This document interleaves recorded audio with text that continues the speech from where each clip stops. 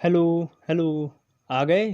कैसे हैं आप सभी लोग। ये हमारा 21st वीडियो है हमारा MTS PYQ सीरीज़ का। ठीक है, अगर आपने बाकी पार्ट नहीं देखे हैं तो जाकर देख लो भाई, 20 पार्ट हो गए हैं, काफ़ी सारे क्वेश्चन करा दिए हैं। ओके, चलिए चालू करते हैं।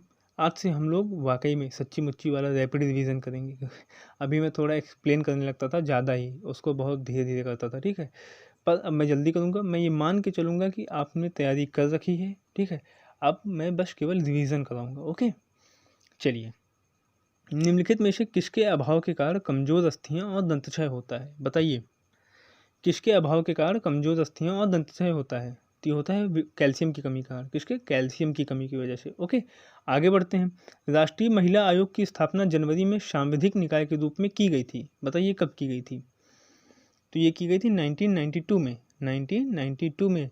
और किस अधिनियम के तहत? 1990 के राष्ट्रीय महिला आयोग अधिनियम के तहत। ठीक है, आगे बढ़ते हैं। विश्व में हरित क्रांति के जनक नॉर्मन बोरलॉग राष्ट्रीयता की दृष्टि से किस देश के थे, बताइए। किस देश के निवासी थे नॉर्मन बोरलॉग? तो ये थे अमेरिकी निवासी थे।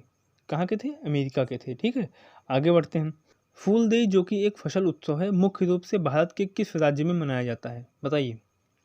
अगर मेरी वो फेस्टिवल वाली सीरीज़ नहीं देखी है आपने तो उसको देख लीजिए जाके। उसमें मैंने सारे फेस्टिवल कवर किए हैं। ठीक है, जो आपके MTS के या फिर SSC के किसी भी एग्ज़ाम में पूछे गए हैं अब तक। उसका एक वीडियो भी बाकी है, उसमें मैं बाकी सारे भी कंप्लीट कर दूंगा। ओके, चलिए बताइए कहाँ मनाया जाता है फूलदेई। तो ये मनाया जाता है उत्तराखंड में। कहाँ पे? उत्तराखंड में। ठीक है, आगे बढ़ते हैं। विश्व प्रसिद्ध नृत्यांगना गुलाबो सपेरा को किस नृत्य शैली के लिए जाना जाता है, बताइए।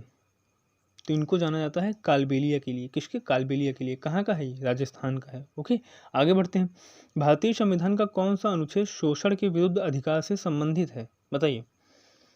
तो यह है आर्टिकल 23 और 24। 23 में है बालात श्रम पर प्रतिबंध और 24 में है बाल श्रम पर प्रतिबंध। अच्छी, ठीक है, 6 से 14 वर्ष के बच्चों को कारखानों में निहित नहीं किया जाएगा। ओके, आगे बढ़ते हैं। निम्नलिखित में से कौन अध्यादेश जारी कर सकता है जब राज्य विधानमंडल सत्य में न हो और तत्काल कार्यवाही की आवश्यकता हो, बताइए। स्टेट लेवल पर अध्यादेश कौन जारी कर सकता है? राज्यपाल। कौन? गवर्नर। ठीक है, कौन से आर्टिकल के तहत? 213 के तहत, 213 आर्टिकल के तहत। ठीक है, और इस मतलब केंद्र पर कौन कर सकता है? राष्ट्रपति। कौन से आर्टिकल के तहत? 123। ठीक है, आगे बढ़ते हैं। एक बाजार संरचना पर विचार करें जिसमें फर्मों की संख्या काफ़ी अधिक होती है और फर्मों का निर्बाध प्रवेश और बहिर्गमन होता है, किंतु उनके द्वारा उत्पादित वस्तुएं सजातीय नहीं होती हैं। ऐसी बाजार संरचना को क्या कहा जाता है, बताइए। तो क्या कहा जाता है ऐसी बाजार संरचना को? इसको कहा जाता है एकाधिकारी स्पर्धा, मोनोपोलिस्टिक कंपटीशन। क्या कहा जाता है? Monopolistic competition. यहाँ क्या होता है मोनोपोलिस्टिक का मतलब कि कई विक्रेता होते हैं लेकिन हर कोई अपने अपने प्रोडक्ट में थोड़ा थोड़ा अलग होता है। ठीक है, जैसे मान लीजिए कपड़े का एक बाजार है। ठीक है, उसमें सबके कपड़े हैं पर अलग अलग ब्रांड के हैं। ठीक है, ठीक है, रेस्टोरेंट में खाना सबको ही बेचता है पर सबका अलग अलग स्वाद है, सबका अलग अलग ब्रांड है। ठीक है, तो उसकी वजह से जो कंपटीशन है, ठीक है, ये है मोनोपोलिस्टिक कंपटीशन। ठीक है, मोनोपोली क्या होती है? जब पूरे बाजार में सिर्फ एक ही विक्रेता हो, एक ही सेलर हो और उसका कोई सीधा क्या कंपटीशन ना हो किसी से भी। ठीक है, वो अपने हिसाब से फिर चाहेगा तो अपने प्राइस सेट करेगा। भाई अकेला है बेचने वाला, जैसा चाहेगा वैसा बेचेगा। ठीक है, ये हो गया। इसका एग्जाम्पल क्या हो सकता है? इसका एग्जाम्पल हो सकता है हमारा इंडियन रेलवे, अकेले है, जैसे चाहे वैसे करे। ओके, अल्पाधिकार क्या होता है? ओलिगोपोली क्या होती है? जब पूरे बाजार में कुछ ही बड़ी कंपनियां हों, मतलब कुछ कंपनियां बड़ी हों, बड़ी बड़ी, ठीक है, और उनका आपस में ही डायरेक्ट कंपटीशन हो। ठीक है, तो बताइए ऐसा, इसका एग्जांपल कुछ समझ में आ रहा है आपको? तो इसका एग्जांपल हो सकता है हमारा टेलीकॉम सेक्टर, जियो, एयरटेल और VI वगैरह हैं, यही हैं कुछ कंपनियां और इन्हीं का पूरे इंडिया के मार्केट पर एक अधिकार है। ठीक है, ये जैसे चाहे वैसे करें और इनका आपस में ही डायरेक्ट कंपटीशन भी है। ठीक है, और क्या एग्जाम्पल हो सकता है इसका? जैसे हमारी एयरलाइंस हो गई, इंडिगो, एयर इंडिया। ठीक है, इनका भी देखिए पूरा इन्होंने ही अपना कब्जा कर रखा है और इनका आपस में कंपटीशन है। ठीक है, ये हो गया। और क्रेता एकाधिकार क्या होता है? मोनोस्पोनी क्या होता है? कि जब सिर्फ एक ही बड़ा खरीदार हो। क्रेता एकाधिकार का मतलब ही समझेंगे, क्रेता का मतलब जो खरीदने वाला होता है। ठीक है, बायर, जो बायर है केवल एक ही बड़ा बायर हो। ठीक है, और बेचने वाले बहुत सारे लोग हों। अब बेचने वाले बहुत सारे लोग हैं, ठीक है, तो वो भाई किसी से भी खरीद सकता है। एक आदमी नहीं देगा उसको उसके हिसाब से तो कोई भी दे देगा, तो वो अपने हिसाब से भी चाहे तो अपने रेट जो है वो कहते कि नहीं मैं 50 रुपये में ही खरीदूंगा, ठीक है। तो अब भाई इतने सारे हैं, कोई ना कोई तो देने को तैयार ही हो जाएगा, ठीक है। तो इसलिए वहाँ पर उसकी चलती है, तो इसे कहते हैं क्रेता एक अधिकार, मोनोस्पोनी। ओके, आगे बढ़ते हैं। निम्नलिखित में से किसे फूल्स गोल्ड कहा जाता है, बताइए। Which of the following is known as fool's gold, तो इसे कहते हैं FeS2 को, किसे, FeS2 को, किसे, FeS2 को। ओके, आगे बढ़ते हैं। डैश में जेम्स मिल एक स्कॉटिश अर्थशास्त्री और राजनीतिक दार्शनिक ने एक विशाल 3 खंड का काम ए हिस्ट्री ऑफ ब्रिटिश इंडिया प्रकाशित किया। अरे ये हिंदी में थोड़ा अजीब लग रहा है क्वेश्चन, इंग्लिश में एक बार पढ़ के देखते हैं।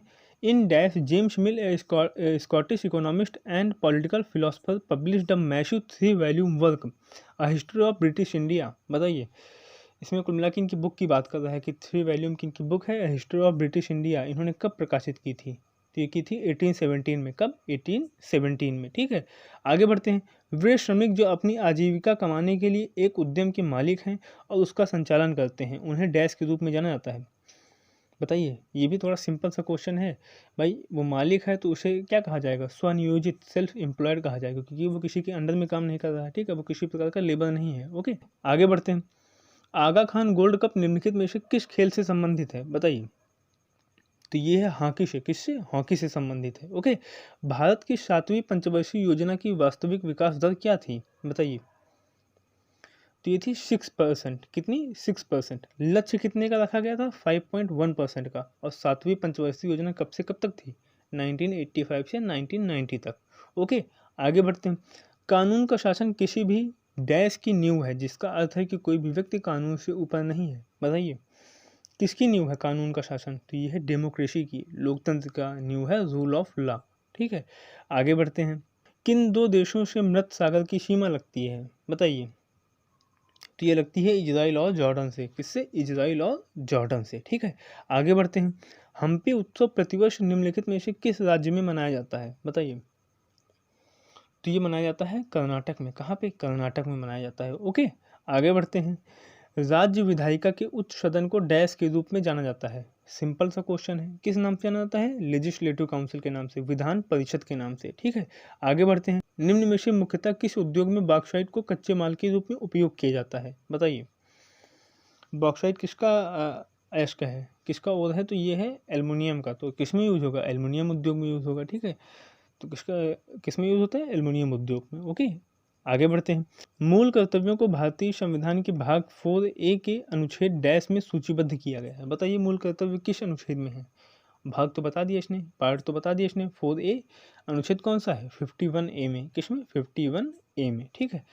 तो ये रहे हमारे आज के सारे क्वेश्चन, बहुत जल्दी जल्दी कर लिए हमने, ठीक है। आई होप आपको थोड़ा बहुत समझ में आया होगा, थोड़े अच्छे लगे होंगे क्वेश्चन। आपका स्कोर कितना रहा, अगर आपने किया है अटेम्प्ट करने की कोशिश तो बताइएगा कमेंट करके। ओके, मिलते हैं आपसे नेक्स्ट वीडियो में, तब तक के लिए take care and bye bye.